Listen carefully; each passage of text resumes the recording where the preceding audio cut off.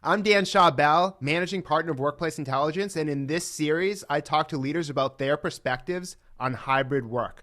My guest today is Erik Huberman, founder and CEO of Hawke Media, a full-service marketing consultancy that acts as an outsourced CMO for clients. Erik, it's great to have you here. Yeah, thank you for having me. Why did Hawke Media originally decide to be a remote company, and what has the outcome been for that decision? Yeah, so originally was COVID. Like we were forced to. We had built a brand new, beautiful headquarters that we were in 6 days less than a year, and COVID hit, so we had to go remote. About 3 months in, I could tell, like I even felt it, like the tension of, or when are we going to have to go back to the office? Can I travel? Can I do something? Like, do I have to stay home just because maybe next week Erik's going to say we're back in the office? And I didn't want that for our people. And so I actually did a vote and said, and it was in July of last year in 2020. And I said, hey, just yes or no, do you want to go back to an office full time? And 84% said no. And I went, well, great. This is expensive. So even though we invested a ton in opening that office, sunk cost, we're out. So I worked on subleasing it, but I told my team, feel free to go wherever. And, a year later, we were in 40 different states around the country.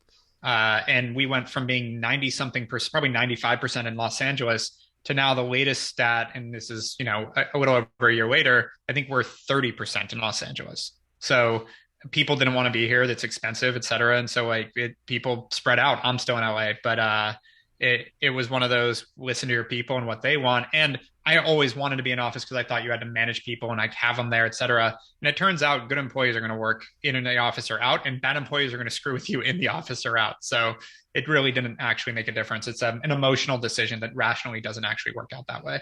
Yeah, I'm sure a lot of them wanted to move, not just to save money because LA is very expensive, but also to be closer to family and friends.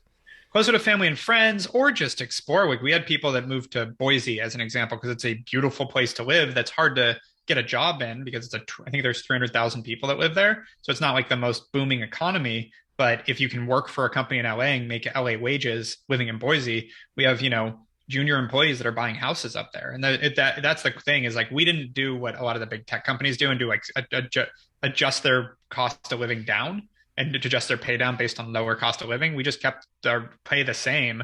And yeah, if our people can live like kings and queens in other states, power to them. That's not where we're going to save money, is grinding our people.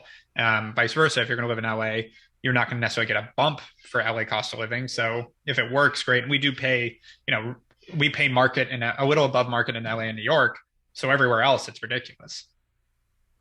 And what were some of the obstacles you faced when you became a fully remote company, and how did you overcome them?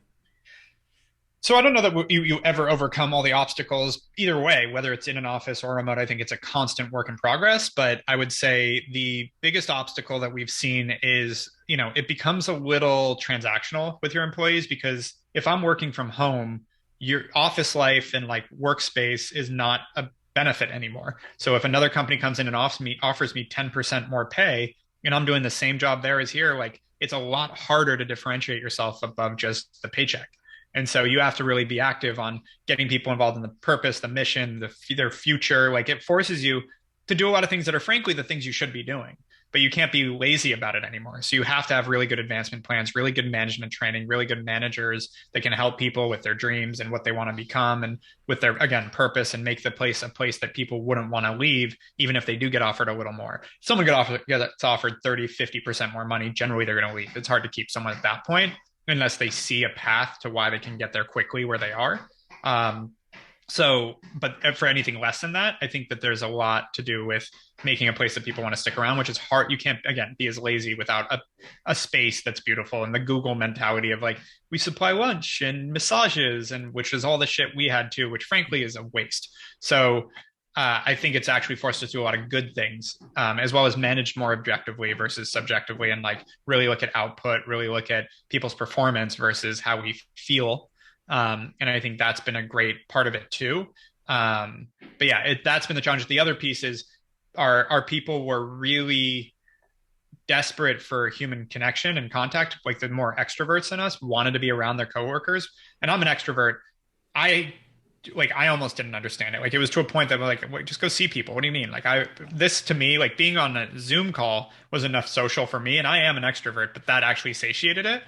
But for a lot of people, they want to be in the room with people. And so we are able actually recently to strike a deal with WeWork where we got our people, everyone in our company, a international WeWork pass. And so now we have clusters of people all over the country in Phoenix and Austin, et cetera. They're all getting together in WeWorks like once a week or whatever and planning time to go all sit down and work together, which has been really cool to see. And there's certain people that are there every day because they want to be around other people and not in their apartment or house. Yeah, that's actually part of what we found in our study with WeWork earlier this year is some people want to spend, a portion of their time in third places like a co-working space or maybe Yeah. in the office, remote, and divide up their time within a day or across a work week. Yep.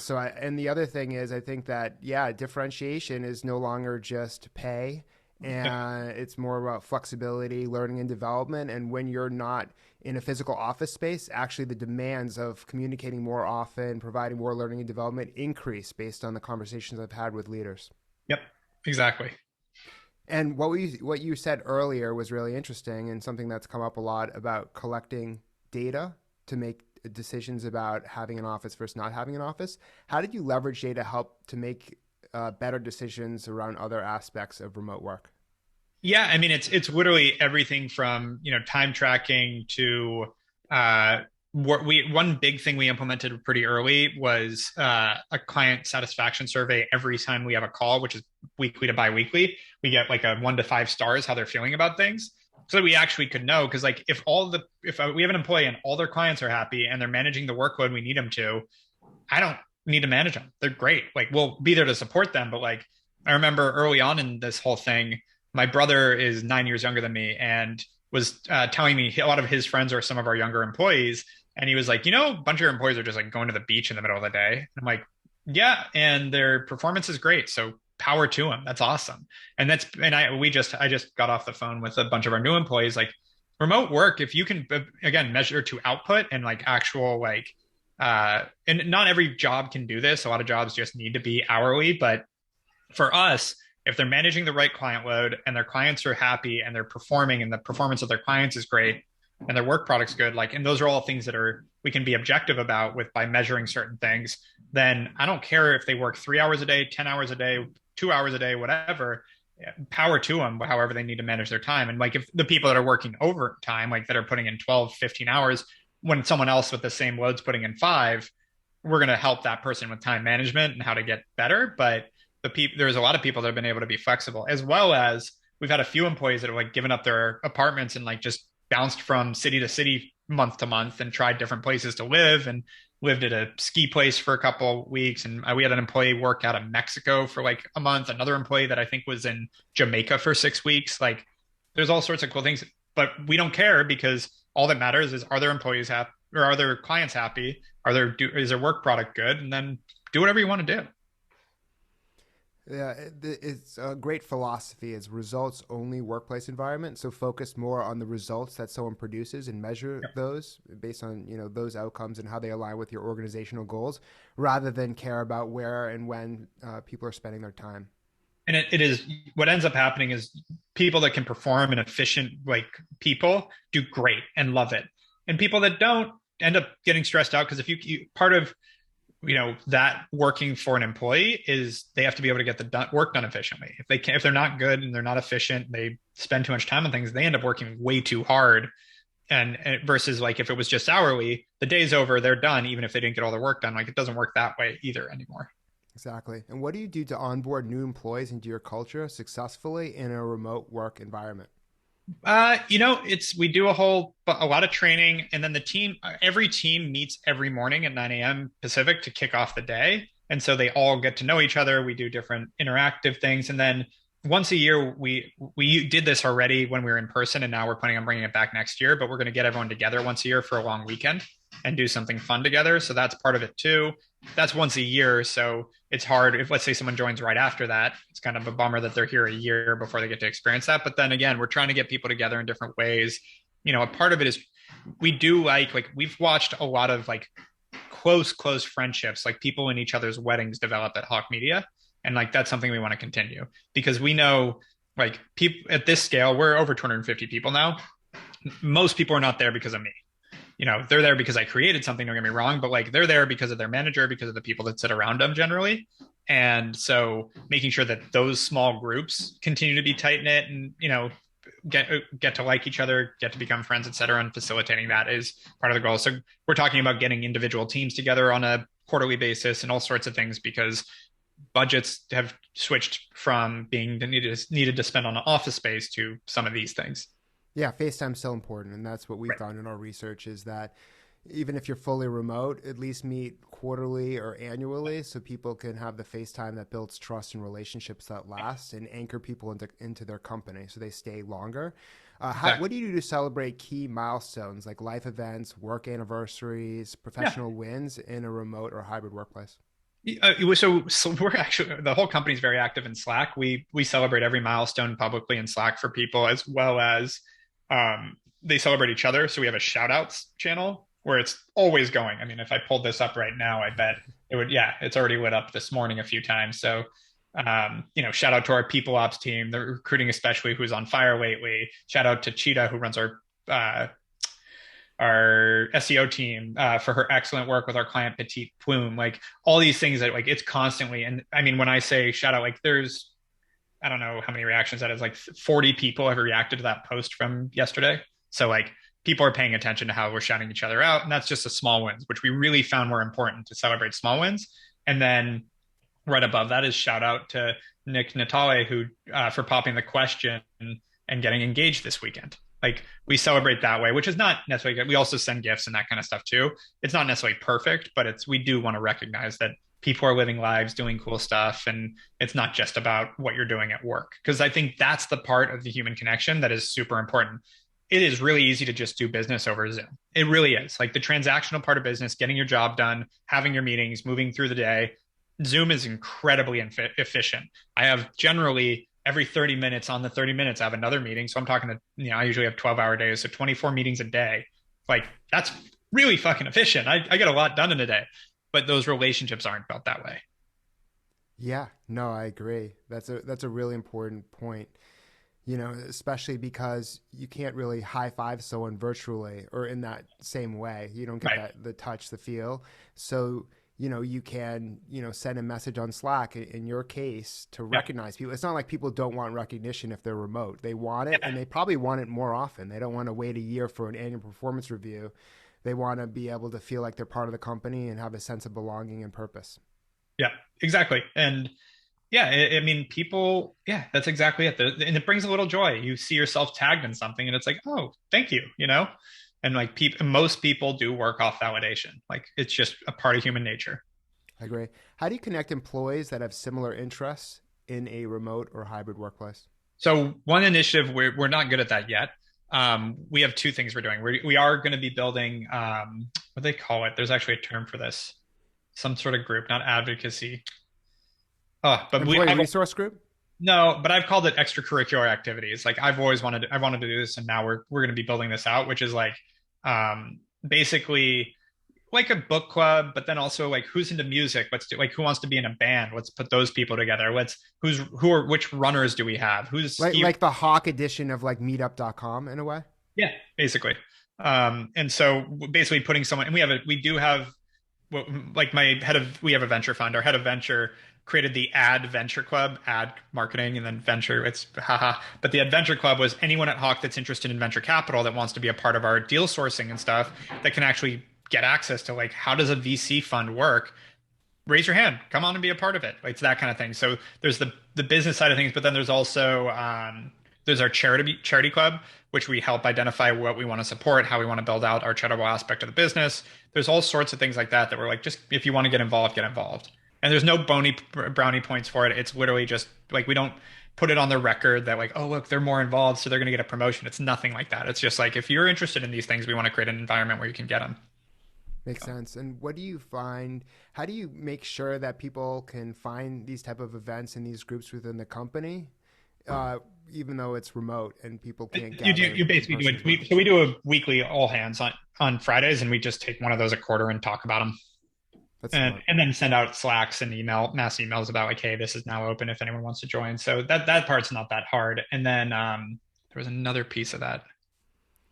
company. Well, I think what you're really saying is you just have to communicate more and let people be aware of what groups there are out there, special interest groups, venture groups, as Yeah. you said Well, before. So it's the awareness and then the yeah. encouragement to be part of it as a learning mechanism, but also to build stronger relationships within the company. Well, and another project we're working on that was inspired by a friend of mine to basically get every one of our employees like hopes, dreams, wishes, passions all into a file so that we can actually both randomly and not necessarily always randomly like pick people out and help them with those things.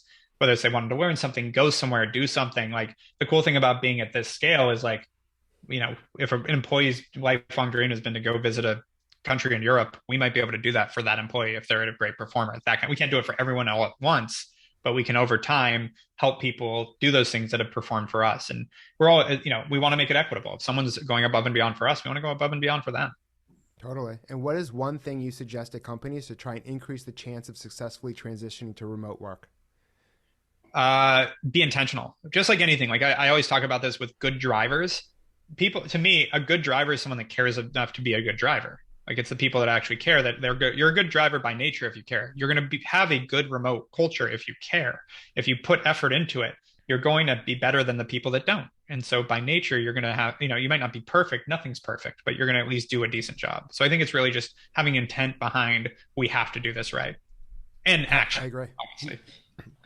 Yeah, employee voices want to be heard if you take them Yep. seriously, if you actually perform action. And if you can't perform action, a lot of the leaders I've talked to at least admit that they can't do certain things at certain times, because if Yeah. you get 100 people asking you to, add all these employee benefits or have all these privileges or, have certain resources, well, you can't do everything at once. And some of the things you might not want to do because it could be bad for your business. So, getting ahead of that and being honest, I think seems to work best. Yeah. Agreed. And what do you think the future is for remote work?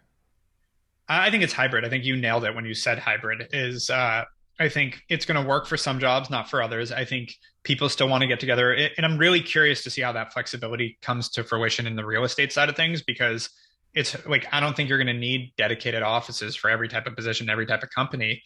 Like we don't, but having something like a WeWork, and WeWork gave us a screaming deal because I think they're desperate right now. But I don't know that that continues. And if they raise their prices on us, we're out. Like their old prices never made sense, which is why we never did it. And so I am curious to see how someone creates a function where my team can get together when they want to, but we don't have the full burden of owning a piece of real estate or renting a piece of real estate. So I think that will be a part of it. And then I think there's going to be tools and tricks and things that people learn over time, that it's all about, having a peer group of other business owners to share ideas with and, share what's going on. And that's been super helpful to be like, what's working for you here? And like, that's where the idea for like what the dream of our employees is from Bob Glazer from Acceleration Partners. He's a great guy, great, another agency owner. And he's been doing that for a few years because he's been remote long before COVID. And so, he built out, he was able to do a lot of things. And that's the thing is, with office space is an expensive part of an agency's expense. If you don't need that, it frees up your ability to do other things in a very cool way. Well said. I agree. That's such a good point, is that, not having the burden of the office gives you the flexibility, but at the same time, people having access to an office, especially those who are maybe extroverts or who want to use those offices with purpose to potentially brainstorm or build relationships with employees, that can be very beneficial as well. Yep. Thank you so much for sharing your perspectives, Erik. Yeah, no, thank you for having me.